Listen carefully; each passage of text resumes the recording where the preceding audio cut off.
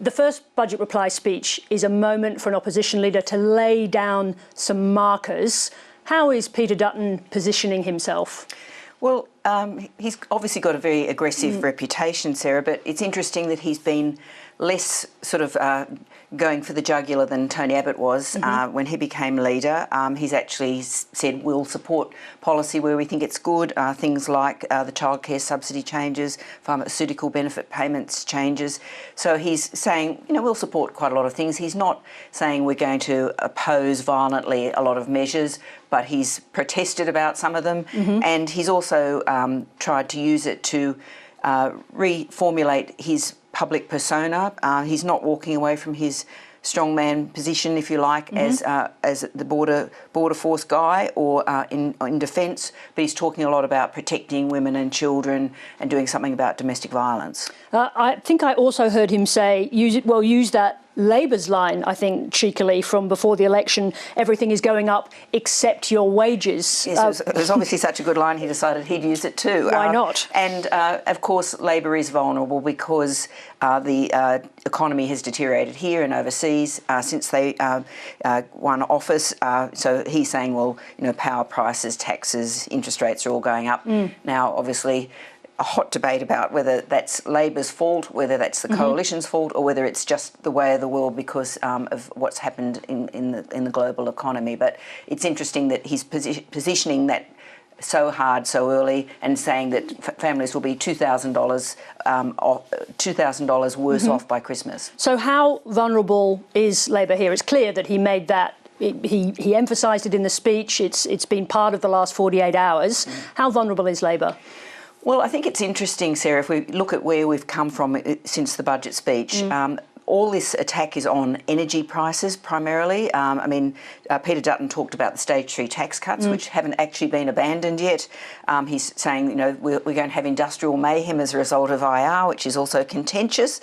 But energy prices are a vulnerability. And it's interesting that he has linked the fact that energy prices are going to go up or are going up to the fact that Labor wants to do all this transition to renewables.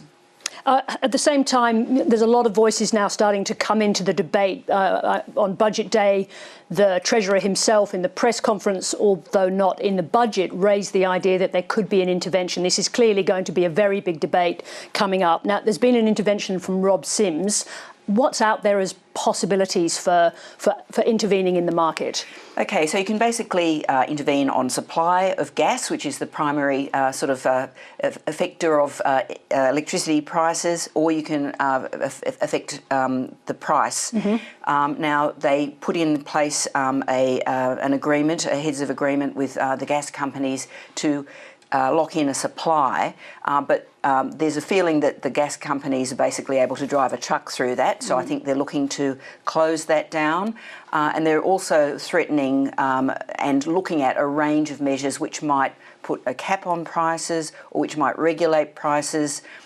In the background is that threat of putting a big tax in place.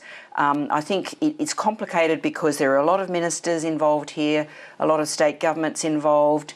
They don't want to, given what happened with the resource super profits tax, they don't want to sort of really frighten the horses here. But they've now got the Treasurer enlisted in this, as well as the Energy Minister, the Industry Minister, the Resources Minister, the ACCC are coming in. I think they're looking at a range of measures, but essentially it will be something where they say, look, we've basically done it on a, you know, we trust you basis, and that hasn't proven to be very effective. We will basically mandate caps on prices unless you behave yourselves. Now, in that, you mentioned a whole series of different ministers, of course, and we did see before the budget, they deny this, but some fissures starting to appear between what Ed Husic was saying and what Madeleine King was saying. Are these genuine political fissures? I don't think they're really terrible. If you think about it, if you're the Resources Minister, you're going to be trying to look after the resources companies. Ed Husic, as Industry Minister, is going to be looking after the domestic industry base. I think it's tricky because you mentioned Rod Sims, the former ACCC head. I think he's pointed to the fact that basically the ACCC and the department trusted the sector in the past, and it has been proved that the market doesn't work here. So I think it's one of those things where you've got all these departments serving different masters who've got different constituencies to look after. I think it probably does require the ACCC to come in here now and wield a very big stick. Laura Tingle, thank you very much indeed for that analysis. Thanks, Sarah.